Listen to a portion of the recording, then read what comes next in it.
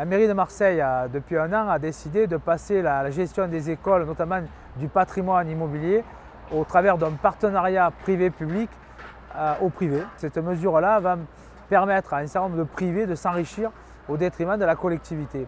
Et de l'autre, on a des citoyens qui ont décidé de porter plainte et d'attaquer cette décision municipale au tribunal administratif.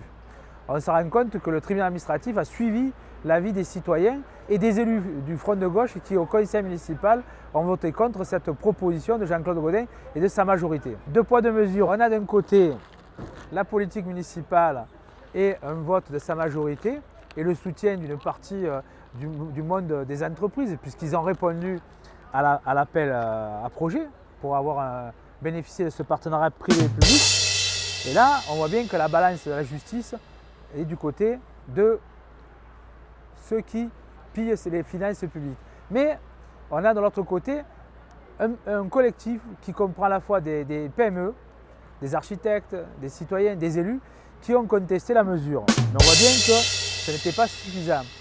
On a en plus une action en justice. Et là, le juge nous a donné raison. Et on commence à voir le frémissement de la balance.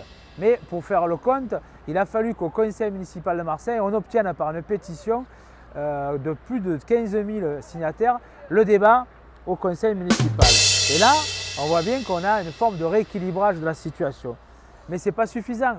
On est aujourd'hui dans l'attente d'une décision définitive de la justice d'un côté, mais du conseil municipal. Et comme mars 2020 pointe à l'horizon, on a intérêt à ce que les citoyennes et les citoyens s'en préoccupent et que par leur choix, ils permettent à une majorité nouvelle de faire définitivement pencher la balance en faveur de la justice. Nous terminons cette émission avec une forme d'optimisme.